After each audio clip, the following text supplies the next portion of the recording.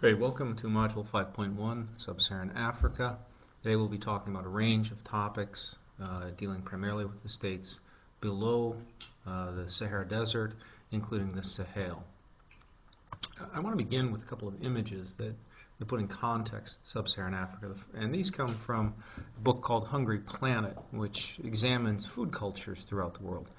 And what I want you to note with the first slide is this is an example of a refugee family in the Sahel zone, and what you'll notice here is the type of diet and the situation that this family is in. You'll notice 1, 2, 3, 4, 5 children and a mother, the absence of a father in this case, but primarily a grain-based diet, and this is everything in the center portion of the slide. All of this is material handed out through UNICEF or through USAID or some other organization, and a very small portion right here of goods that are traded in the area. But you'll notice a relatively dramatic kind of desperate situation in terms of food resources. Now we move across into far west Africa, and what you see here again is a very large extended family in Mali, and again a fairly substantial diet, but what you'll notice here again is a fairly large amount. All of these here are various legumes and grains, fresh vegetables here, and then a few other spices and additions to the diet, but again a very basic diet and a very local diet. The food here, in terms of when we talk about globalization, one of the things that I want you to think about is how our food resources in North America certainly are global in context, whereas we begin to look at sub-Saharan Africa, we're going to see a rather dramatic difference between that.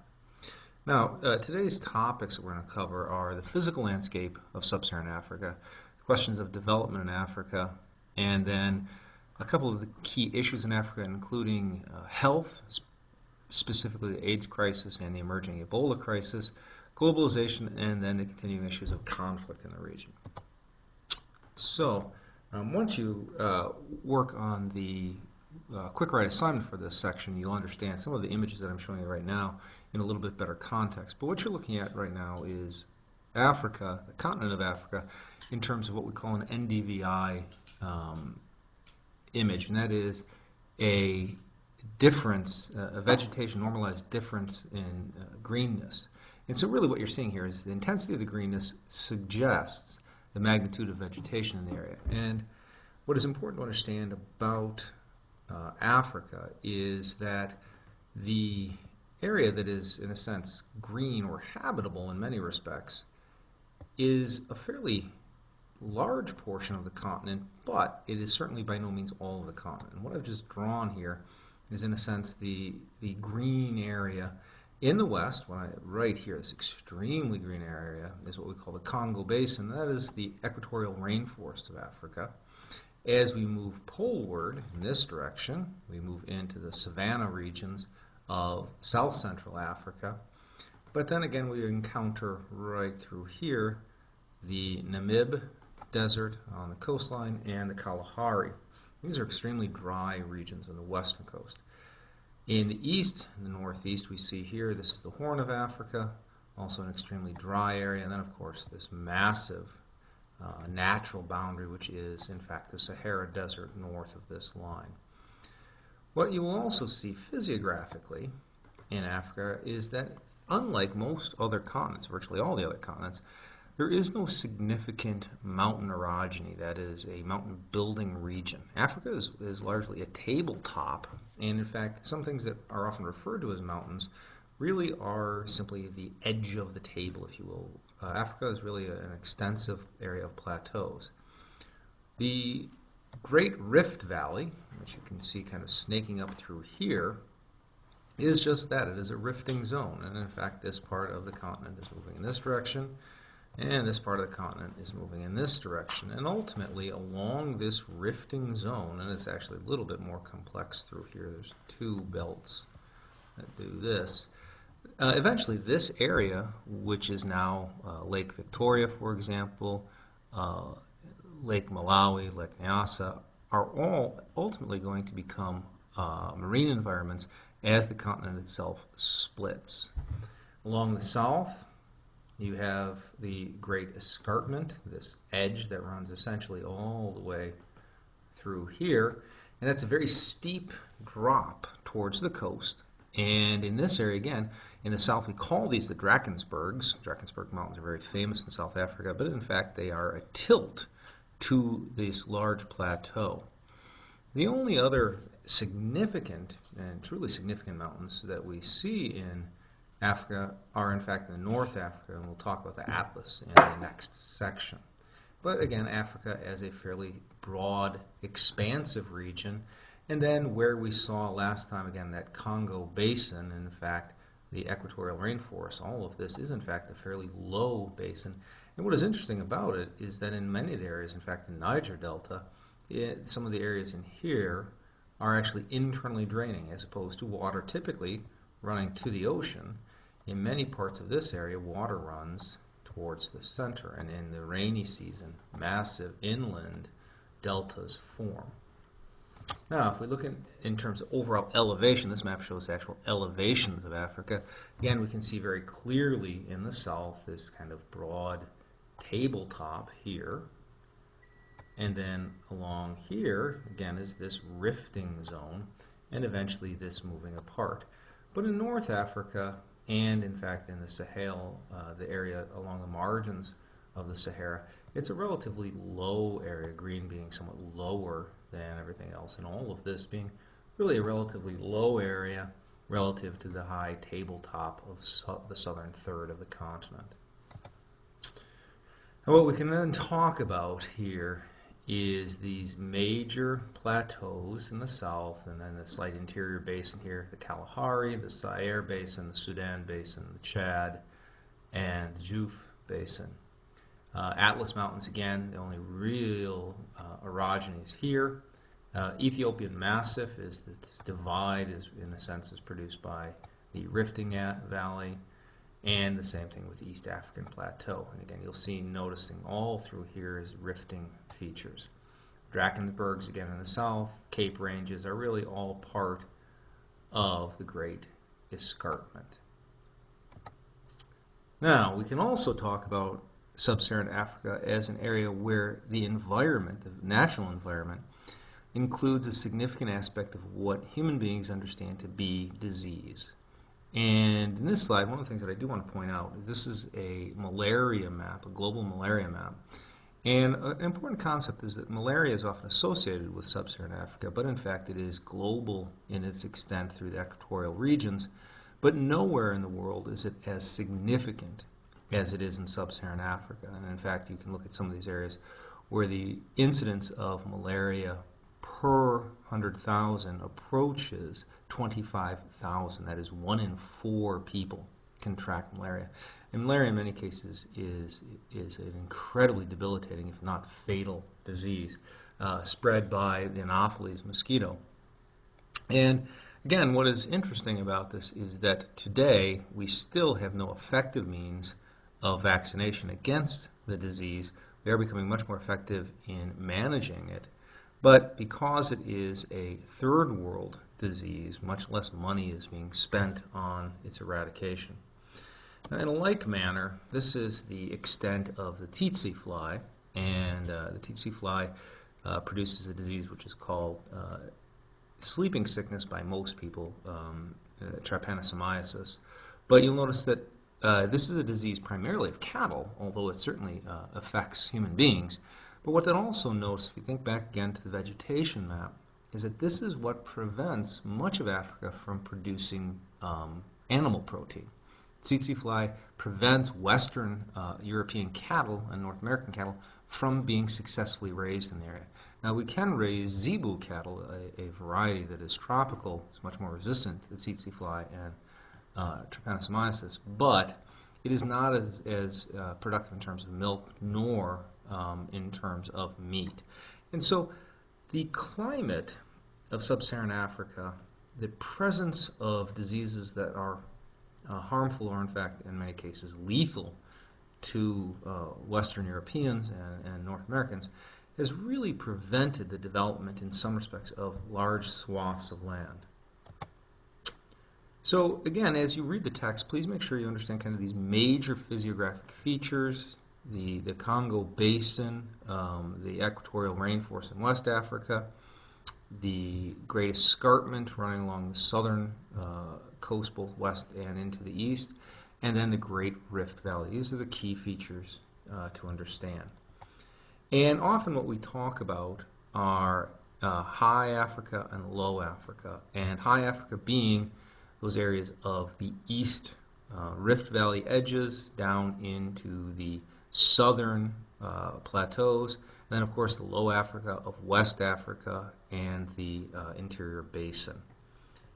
If we look at Africa in terms of climates, it's fairly straightforward to understand. Equatorial, again, this area that I'm going to highlight right here, this is the AF climate, similar to the Amazon basin. And then as we move poleward, we see belts of tropical wet dry climate into semi-desert and then into true desert. And the same is true as we move kind of south and west, south of the equatorial rainforest. So again, two different ways of understanding Africa. We often think of Africa as savanna. Certainly Disney has been very effective in promoting that idea.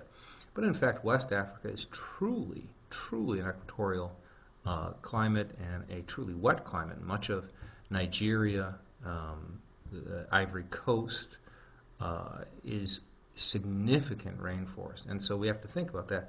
But again, remarkable difference between those tropical forest regions and the incredible deserts of the southwest coast, that is the Namib, and of course the margins of the Sahara Desert. Now, we also have to consider Africa very broadly in terms of population. And in the last 40 years, we've really had to understand two aspects of population in Africa. That is population without the impacts of the AIDS epidemic, and then population with that aspect. And historically, many of the cultures present in Africa have been, in fact, very large family-producing cultures, which is really true throughout the world. South America, Latin America also is home to very large family size. The United States, historically, prior to the Second World War, this was also the case.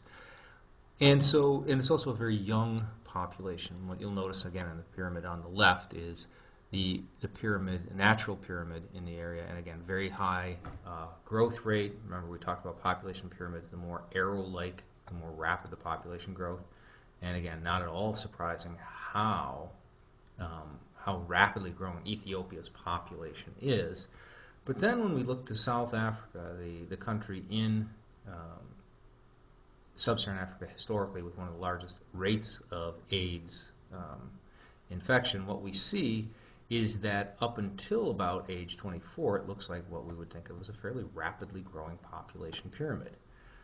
But then we see, again, starting in about 1990, a significant increase in AIDS prevalence that, in fact, it becomes an inverted pyramid at its base. And that is that AIDS has had a significant impact on the vitality of the populations and, in fact, has counterbalanced some of the natural growth rates within the populations.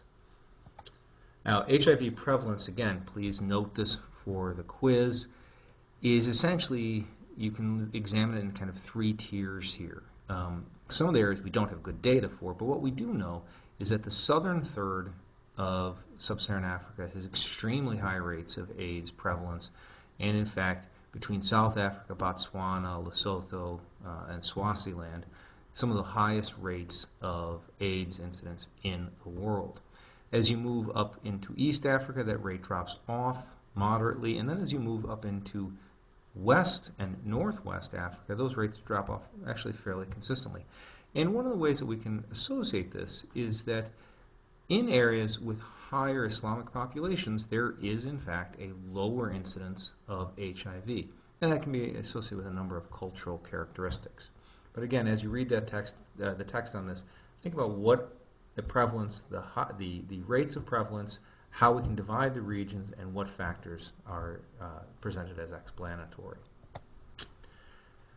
I also want you, as you read, to think about our cultural components. Remember, we used as culture markers language, religion, And so as you look at the language, what I want you to think about, especially in this map here, is the question of the language families and their relationship to the colonial history of the landscape.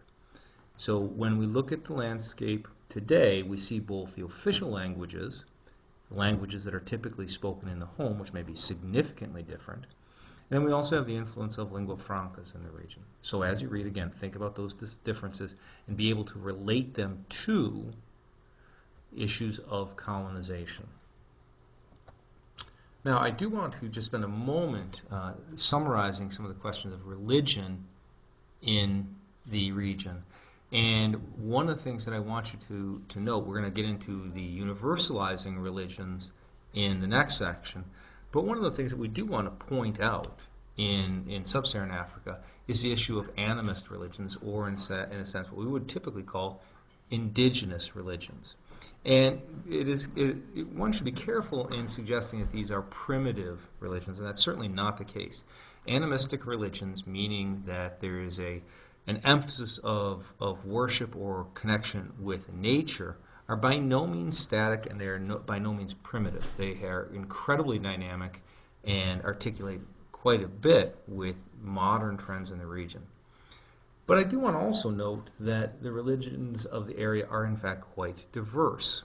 We do see that Islam is incredibly prevalent in terms of a significant religion in the area, much more so in West Africa than in East, but in both regions it is a significant component, and also the significance of various Christian denominations within the region.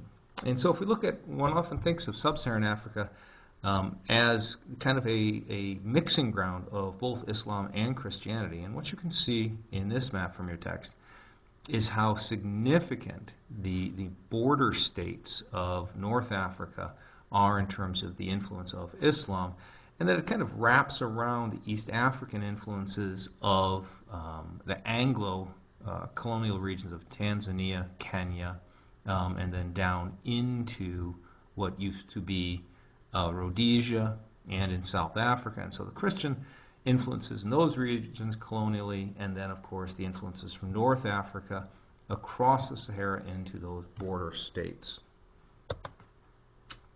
Now we can also think about the globalization of African culture, and it's important. We often think about globalization as an American influence or Western European influence going into the rest of the world. But the reality is that African culture has also moved throughout the world, in some cases certainly not voluntarily, but as we think about the history of slavery, global slave trade, what we also recognize is that throughout the world, Africans' movements in the slave trade change the cultures. We have the syncretism. Remember, we talked about syncretic aspects of culture earlier on. And as African cultures were transported forcibly into the New World, they brought with them aspects of African culture that in fact become part of the global culture that is now moving back across the world. So again, think about African culture as a part of that. African culture, of course, certainly has aspects in terms of the diversity or local culture, and we can see that and certainly in some of the images in your text. And what is interesting about that is some of these cultures are become very important in areas where African culture is in the rest of the world. For example, we see significant Afro-Caribbean influences in areas of Eastern Canada. We see incredibly important aspects of African culture in Brazil. We are beginning to see incredibly important aspects of Northeast African culture moving into Southern Europe. So we have to be careful with using globalization as exclusively a Western European and North American concept. We do, though, have to understand colonization within Africa. And what I do want you to spend a little time with is the idea of the Berlin Conference and, in fact, the divisions of Africa following it. Remember, the Berlin Conference essentially was a European conference that divided up the colonial holdings of Africa. And what you'll notice here is the Francophone versus Anglophone is the primary differentiation that occurred here. And you'll notice again here the yellow being the Anglophone, the green being the Francophone, and then, of course, the minority influences of Belgium, Germany, and Italy. But again, think about that, and then the permanence of the French and English cultures, or the mixing that occurred within it. The last point about the colonization that I want you to note is that decolonization effectively occurred after World War II. The movement away from colonial holdings in Africa happened after World War II, and that essentially by the end of the 1960s, Africa had been decolonized. A great deal of hope during that period of time, but the African states struggled with a number of the legacies of independence that Latin America struggled with and that Southeast Asia struggled with. All of those things, in fact, did happen here. Please make sure you also read a little bit of the section on apartheid and understand how that might relate to the experience of civil rights in the United States. Now, a couple of terms that we do want to understand within the region. When we talk about, one of the things you'll hear is the tyranny of the map.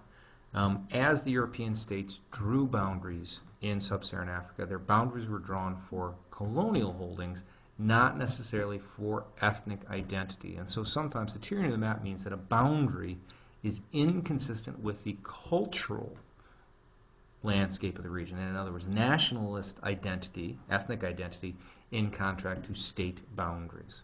Very important idea. What you'll also have is the experience of refugees in the region, that is, that ethnic groups moving into areas where they feel safer or more identified with across state boundaries. We also have to understand the idea of IDPs, internally displaced persons. The difference between a refugee and an IDP, a refugee is somebody that crosses a state boundary. An internally displaced person is somebody that moves within a state out of the way of conflict. And so most notably right now, internally displaced persons are in the Darfur region, as well as in Nigeria, people moving south out of the way of some of the Islamic extremists in the north. Now, again, as you read the text, please spend a little bit of time looking at the question of conflict and refugees. The refugee crisis in sub-Saharan Africa is significant, and many of the states have a great deal of difficulty maintaining and supporting the movement of both internally displaced persons and refugees. And if you look at this map, what you'll notice is those areas where the states are having significant challenges. Now, the last kind of major point that I want to talk about is the question of African poverty and African underdevelopment.